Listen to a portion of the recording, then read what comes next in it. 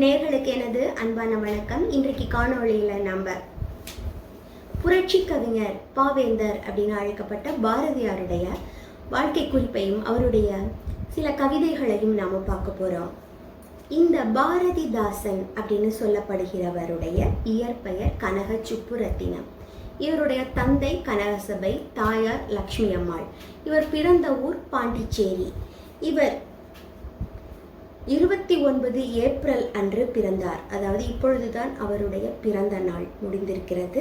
1891 1964 வரையுமான காலகட்டத்தில் வாழ்ந்தவர் இவர். இவர் தன்னுடைய பெயரை கனக சுப்புரத்தினம் என்பதிலிருந்து பாரதிதாசன் என்று ஏன் மாற்றிக்கொண்டார் அப்படிங்கிற கேள்வி எழும். பாரதியார் மீது கொண்ட பெருமதிப்பின் காரணமாக அவர் தன்னுடைய பெயரை பாரதிதாசன் என்று மாற்றிக்கொண்டார்.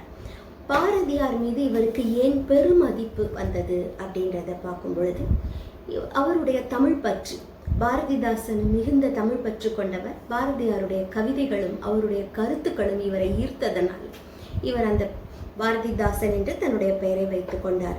இவர் பாரதியாரை முதலாக சந்தித்தது ஒரு சுவாரஸ்யமான ஒரு நிகழ்வு. ஒரு திருமணத்தின் பொழுது சில நண்பர்கள் எல்லோரும் கனக சுப்புரத்தினம் அவர்களை ஒரு பாடல் பாடச் சொல்லுகிறார்கள். சிறு வயதிலிருந்து தமிழ் பாக்கள் எழுதுவதில் திறன் வாய்ந்த பாரதிதாசன் இசையோடு பாடுவதிலும் வல்லவர். அதனால அவர் பாடிய பாடல் என்னன்னா, வீர சுதந்திரம் வேண்டி நின்றார் பின் வேறொன்று கொள்வாரோ, அந்த பாடலை அவர் இசையோடு பாடுறாரு. இந்த பாட்டை கேட்ட பல பேர்ல பாரதியாரும் தற்செயலாக அந்த நிகழ்வுக்கு வந்திருக்கிறாரு. அப்பொழுது அந்த நண்பர் பாரதியாரை அழைத்து, இவரை உனக்கு தெரியுமா அப்படின்னு இவர்கிட்ட கேட்க, இவர் தெரியாது என்று சொல்ல. ஏனென்றால் பாரதியார் மீது அவருக்கு பெருமதிப்பு இருந்த போதிலும் அவரை நேரடியாக பார்த்ததில்லை. அப்பொழுதுதான் முதன்முறையாக பார்க்கிறார். அப்பொழுது பாரதியார், தம்பி, நீங்கள் பாடிய பாடல் மிக அருமையாக உங்கள் பொருள் உணர்ந்து பாடினீர்கள் அப்படின்னு சொல்லி பாரதியார் பாராட்டிவிட்டு வீட்டுக்கு வாங்க அப்படின்னு அழைத்து விட்டு செல்கிறார். அடிக்கடி அவருடைய வீட்டுக்கு இவர் செல்கிறார்.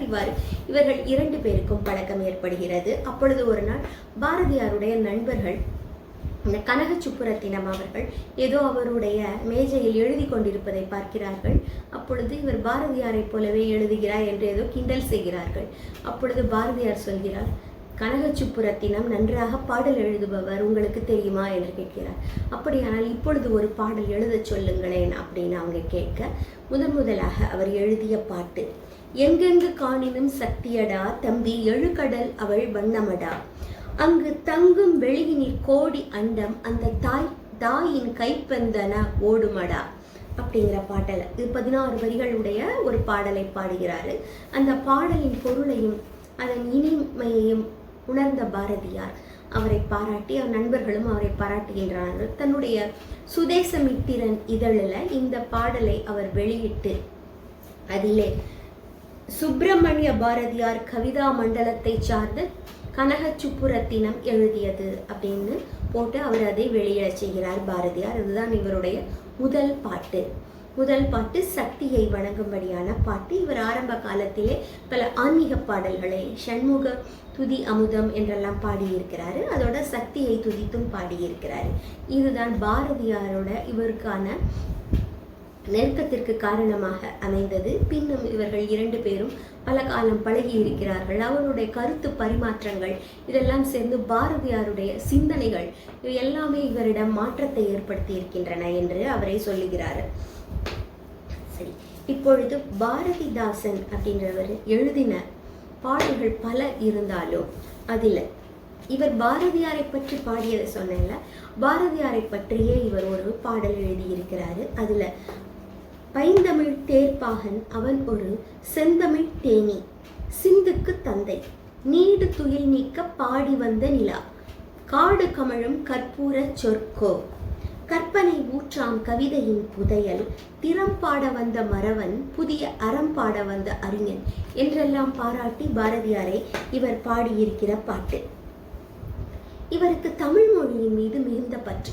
பாரதியாரை பற்றி நாம் அறிவோம். செந்தமிழ் நாடெனும் போதினிலே இன்பத்தேன் வந்து பாயுது காதினிலே என்ற பாடலை எல்லாம் நாம் பார்த்திருக்கிறோம். அதே போலவே பாரதிதாசனுக்கும் தமிழின் மீது மிகுந்த பற்று. தமிழின் மீது இவர் பாடிய அழகிய பாடல் கனியிடை ஏறிய சுளையும் முற்றல் களையிடை ஏறிய சாரும் பனிமலர் ஏறிய தேனும் காய்ச்சு பாகிடை ஏறிய சுவையும் நனிப்பசு பொழியும் பாலும் தென்னை நல்கிய குளிர் இள நீரும் இனியன என்பேன் கண்டீர் எனினும் தமிழை என்னுயிர் என்பேன் கண்டீர் அப்படின்னு பாடுறாரு.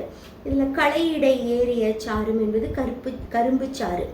ஆக பலாச்சுளை கரும்பு சாறு, பனிமலர் ஏறிய தேனும் அப்படின்னு தேன் இவற்றுக்கெல்லாம் ஒப்புமைப்படுத்தி அவர் தமிழை பாடியிருக்கிறாரு பாரதிதாசன்.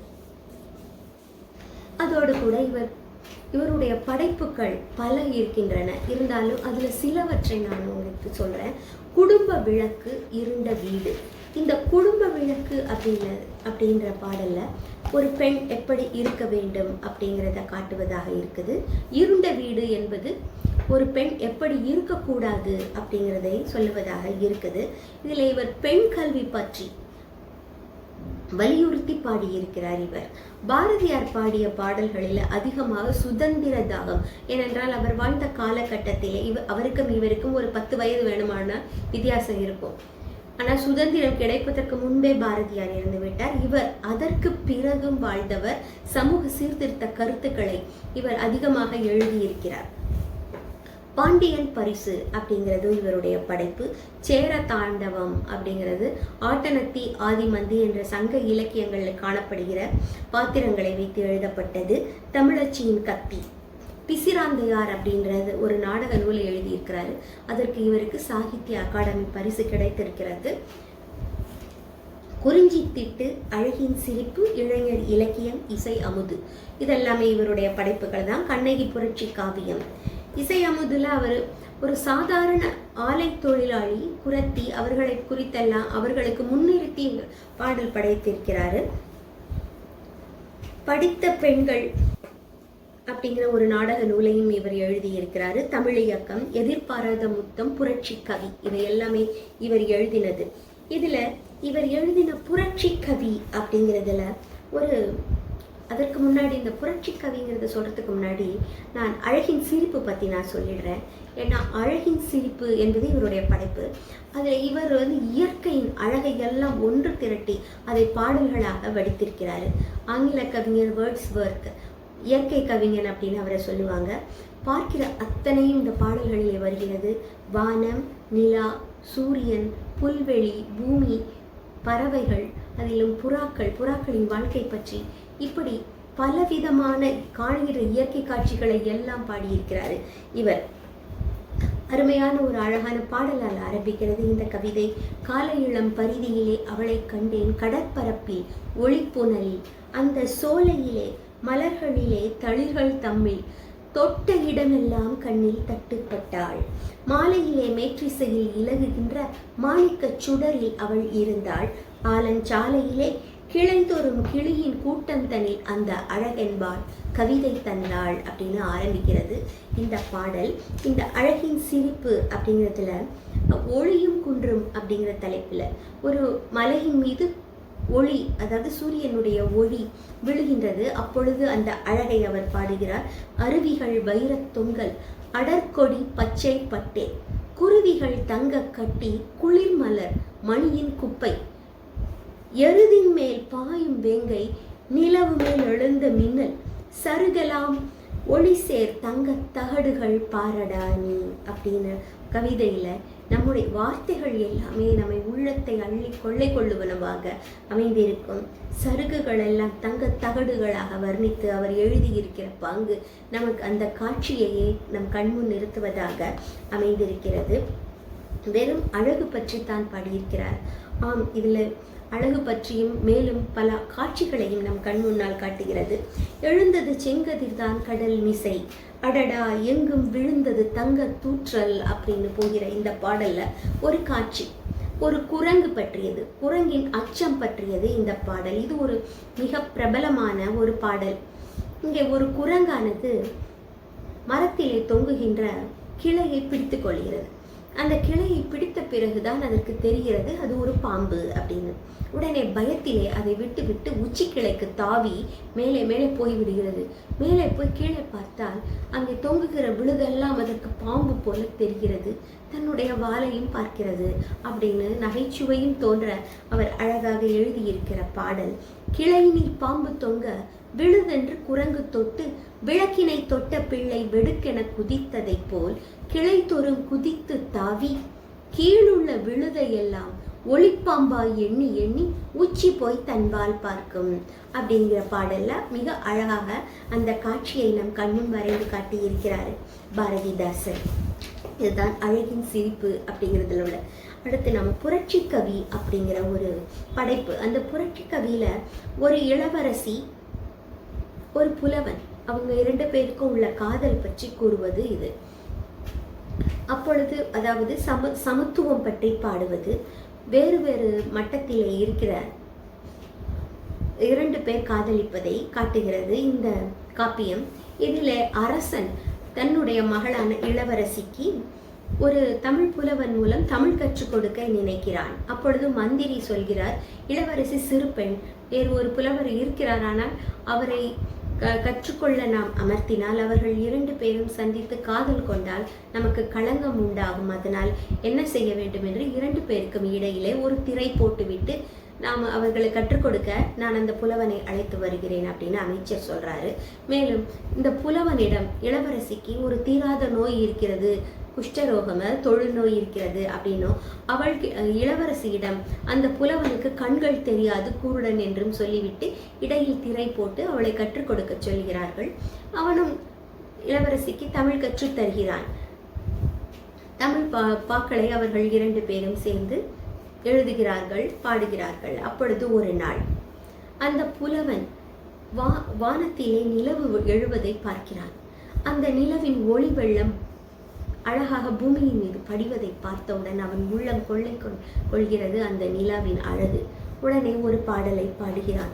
நீலவான் ஆடைக்குள் உடல் மறைத்து நிலவென்று காட்டுகின்றாய் ஒளிமுகத்தை, கோலம் முழுதும் காட்டிவிட்டால் காதல் கொள்ளையிலே இவ்வுலகம் சாமோ, வானச்சோலையிலே பூத்த தனி பூவோ நீதான், சொக்க வெள்ளி பார்க்குடமோ அமுத ஊற்றோ, காலை வந்த செம்பருவி கடலில் மூழ்கி கனல் மாறி குளிரடைந்த ஒளிப்பிழம்போ அப்படின்னு பாடுறான். இப்படி பாடிய பாடலை கேட்ட அமுதவல்லி, இவன் குருடன் என்று சொன்னார்கள், ஆனால் இந்த நிலவின் அழகை இவன் குறித்து இவன் இவ்வளவு அழகாக பாடுகிறானே, இவன் எப்படி குருடனாக இருக்க முடியும் அப்படின்னு திரையை விலக்கி பார்க்கிறாள். அப்பொழுதுதான் அவனை பார்த்து அவன் குருடன் இல்லை என்று அறிந்து கொள்கிறாள். இளவரசியையும் பார்த்தவன் அவளுக்கு எந்த நோயும் இல்லை அப்படின்னது தெரிந்து கொள்கிறான். 2 பேருக்கும் காதல் ஏற்படுகிறது. பின்னால் அரசனுக்கு கோபம் வந்து இவர்களுக்கு தண்டனை அளிக்க தீர்மானிக்கும் பொழுது மக்களுடைய ஆதரவினால் இவர்கள் காதல் நிறைவேறுகிறது என்று இந்த காப்பியத்தை முடிக்கிறார் கவிஞர். இதில் மிக அழகான கவிதைகள் இருக்கின்றன. அடுத்து இவருடைய பாடல்களிலே நான் சொன்னேன், சமூக சீர்திருத்தம் பற்றி இவர் அதிகமான பாடல்களில் பாடியிருக்கிறாரு அப்படின்னு நான் சொன்னேன். இவருடைய பாடல்களில் பெண் உரிமை, பெண் கல்வி, குழந்தை திருமண எதிர்ப்பு, வயதானவருக்கு இளம் பெண்ணை திருமணம் செய்து கொடுக்கும் கொடுமையை எதிர்ப்பது, ஜாதி மத சமத்துவம் பற்றியும் மூடத்தனங்களை எதிர்த்தும் இவருடைய பாடல்கள் இருக்கின்றன. அதிலே கைம்பெண்ணின் கொடுமை பற்றி இவருடைய பாடல்கள் இருக்கின்றன. கைம்பெண் அப்படின்னு அந்த காலத்திலே விதவைகள் அவர்கள் எவ்வாறு துன்புறுத்தப்பட்டார்கள் அப்படின்னு, இந்த சமூகத்தில் இழிநிலைக்கு தள்ளப்பட்டார்கள் அப்படிங்கிறது இவருடைய கவிதைகள் குறிக்கின்றன. ஒரு பாடல், கோரிக்கையற்று கிடக்குதன்னே இங்கே வேரி பழுத்த பலா, கொடிய நஞ்சென்று எண்ணிடப்பட்டதன்னே குளிர் வடிகின்ற வட்ட நிலா, சீரற்றிருக்குதையோ குளிர் தென்றல் சிறந்திடும் பூஞ்சோலை, சீச்சி என்று இகழ்ந்திடப்பட்டதன்னே நறுஞ்சீதள பூமாலை, நாடப்படாதென்று நீக்கி வைத்தார்கள் நலஞ்சை நறுங்கனியை, கொடிய நஞ்சென்று சொல்லி வைத்தார்கள் எழில் வீணை நரம்பு தரும் துனியை அப்படின்னு பாடுறாரு. அவருடைய பாடல்களின் வரிகள் எல்லாமே தங்கு தடையின்றி அழகோடு அமைந்திருப்பதை நாம பார்க்க முடிகிறது. காந்தியடிகளை பற்றியும் கதர் ராட்டினம் பற்றியும் எல்லாம் இவர் பாடியிருக்கிறாரு. இவருடைய பாடல்கள் இவருடைய பங்களிப்பு வெறும் தமிழ் புலவராக, தமிழ் புலமை பற்றி மட்டும் இல்லாமல் பல தளங்களில் இவருக்கு இவர் தன்னுடைய திறமையை காட்டியிருக்கிறார். இது இதழ் ஆசிரியராக இருந்திருக்கிறார். பல இதழ்களை நடத்தி இருக்கிறாரு. தேச சேவகன், ஆத்மசக்தி, தாய்நாடு, புதுவை முரசு, சுப்பிரமணிய பாரதி, கவிதா மண்டலம், முல்லை, குயில் அப்படிங்கிறதெல்லாம் இவர் நடத்தி இருக்கிறாரு. மேலும் இவர் KSUR, கிண்டல்காரன், கண்டெழுதுவான், கிறுக்கன் அப்படிங்கிற புனை பெயர்களையும் எழுதியிருக்கிறாரு இவர். அது மட்டுமல்ல, திரைப்படங்கள்ல இவருடைய பங்களிப்பு எப்படி இருந்திருக்குது அப்படின்னா, திராவிட இயக்கத்தை சார்ந்தவராகவும் அரசியலில் ஈடுபட்டவராகவும் இவர் தன்னுடைய காலத்தில் இருந்திருக்கிறாரு. அதோட திரைப்படங்கள்ல இவருடைய பாடல்கள் பல எழுதப்பட்டு திரை இசை அமைக்கப்பட்டிருக்குது. மேலும் இவர் திரைப்படங்களுக்கு கதை வசனம் எல்லாம் எழுதி இருக்கிறாரு. முதலாக திராவிட இயக்கத்தில் இருந்து திரைத்துறைக்கு திராவிட இயக்கத்திலிருந்து வந்தவர் இவர் தான் முதலாக இருக்க வேண்டும். இதற்கு பிறகுதான் அண்ணாதுரை, கருணாநிதி அவர்கள் எல்லாம் திரைத்துறைக்கு வந்திருக்கிறார்கள். எம்ஜிஆர் இவர்கள் எல்லாம் பின்னர் வந்தவர்கள் தான். முதலாக வந்தவர் பாரதிதாசன் தான் அப்படின்னு நமக்கு தெரிகிறது. திரை இசையில் இவருடைய அடைய பாடல்கள் பல இருக்கின்றன. அதில் மிகவும் முக்கியமானது என்ன அப்படின்னா, தமிழுக்கும் அமுதென்று பேர், அந்த தமிழ் இன்ப தமிழ் எங்கள் உயிருக்கு நேர் அப்படிங்கிற பாட்டு பி. சுசீலாவின் இசையமைப்பில் மிக இனிமையாக நாம் அனைவரும் கேட்டிருப்போம். இன்னும் பல பாடல்கள் அது என்ன அப்படின்னு சொல்றேன். சங்கே முழங்கு, எங்கள் வாழ்வும் எங்கள் வளமும் மங்காத தமிழ் என்று சங்கே முழங்கு, எங்கள் பகைவர் எங்கோ மறைந்தார் அப்படின்னு சொல்லிட்டு, இங்குள்ள தமிழர் ஒன்றாதல் கண்டே, அதாவது ஒருமைப்பாடு இல்லாம தான் பகை ஏற்படும் அப்படிங்கிற கருத்தை சொல்கிறாரு.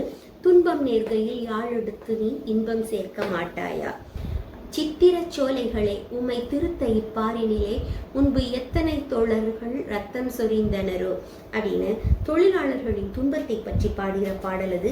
எங்கெங்கு காணினும் சக்தியடா திரைப்படத்தில் பாடலாக வந்தது. தலைவாரி பூச்சூடி உன்னை பாடசாலைக்கு போய் என்று சொன்னாள் உன் அன்னை அப்படின்னு ஒரு பாட்டை ஒரு தந்தை தன்னுடைய பெண்ணிடம் பாடுவதாக, இது பெண் கல்வியை அறிவுறுத்துவதாக இந்த பாடல் அமைந்திருக்குது.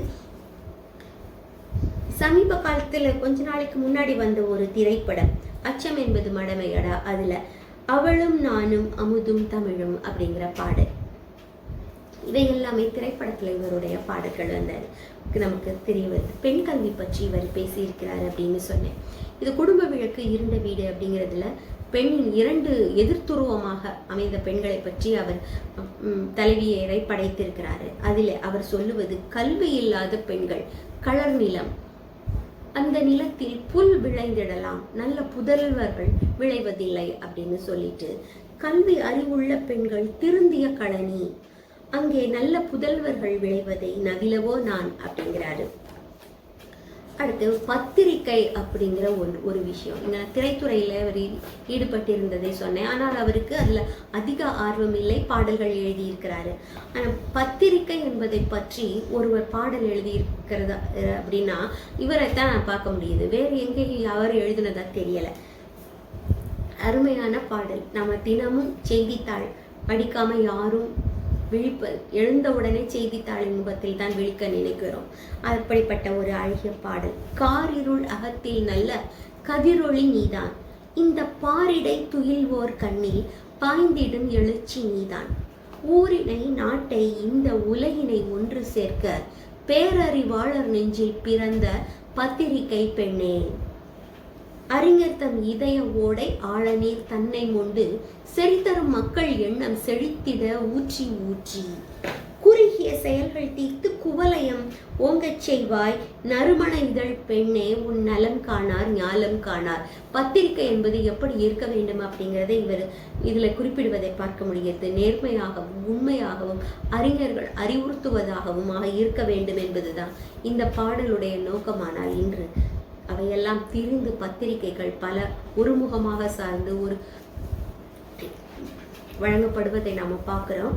அடுத்து பாரதியார் பற்றி இன்னும் சில செய்திகளை பார்த்துட்டு நான் முடிக்கிறேன்.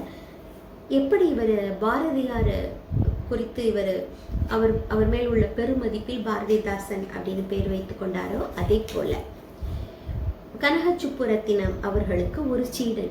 பாரதியாருக்கும் கனகச்சுப்புரத்தினம் அதாவது பாரதிதாசனுக்கும் இடையில் குரு சிஷ்ய பாவம் இருந்திருக்குது. அப்படித்தான் அவங்க பழகி இருக்கிறாங்க. இதை தேப்போ மீனாட்சி சுந்தரம் அவர்களும் ஊவே சாமிநாத ஐயர் அவர்களுக்குமான உறவு போல இருந்தது அப்படின்னு சொல்றாங்க. இங்க சுரதா அப்படிங்கிற ஒரு கவிஞர், அவர் பேரு ராஜகோபாலன். அவர் கனக சுப்புரத்தினத்துடைய தாசன் அப்படிங்கிறதுக்காக சுப்புரத்தின தாசன் சுரதா என்ற பெயரை வைத்துக் கொண்டாரு. மேலும் இந்த இவருடைய அழகின் சிரிப்பு அப்படிங்கிற ஒரு கவிதை தொகுப்பு பத்தி சொன்னேன் இல்லையா, அதை போலதே வாணிதாசன் அப்படிங்கிற ஒரு கவிஞர் படைத்த எழிலோவியம் அப்படிங்கிறது அதை முன்மாதிரியாக கொண்டு படைக்கப்பட்டது அப்படின்னு சொல்றாங்க. அடுத்து ஞானபீட பரிசு உங்க எல்லாருக்கும் தெரியும். தமிழ் இலக்கியத்துறை அதாவது கவிதை அப்படின்னு பார்க்கும்போது இந்த ஞானபீட பரிசு என்பது மிக உயர்ந்த விருது அப்படின்னு சொல்லலாம். அதுவும் இந்தியாவில் வழங்கப்படுகிறது. இது முதலாக பாரதிதாசனை பரிந்துரை செய்தார்கள் அந்த பரிசுக்கு தகுதியானவர் என்று. ஆனா அவர் அந்த சமயத்துல அதோடைய ரிசல்ட் அதாவது வெளிவரும் முன்பே இவர் இறந்துட்டாரு. இவர் உயிரோடு இருப்பவர்களுக்கு கொடுக்கப்படுகிற பரிசு அப்படிங்கிறதுனால சங்கர் குரூப் என்கிற மலையாள கவிஞருக்கு இது அளிக்கப்பட்டது. அதனால இவருக்கு ஞானபீட பரிசு வழங்கப்படலை, ஆனால் பரிந்துரை செய்யப்பட்டது அப்படிங்கிறது ஒரு செய்தி நமக்கு தெரிய வருகிறது. இந்த ஏப்ரல் 29 மே 5 வரை பாரதிதாசனுடைய பிறந்த நாளை ஒட்டி தமிழ் வார விழா கொண்டாடப்படும் என்று தமிழக அரசு அறிவித்தது.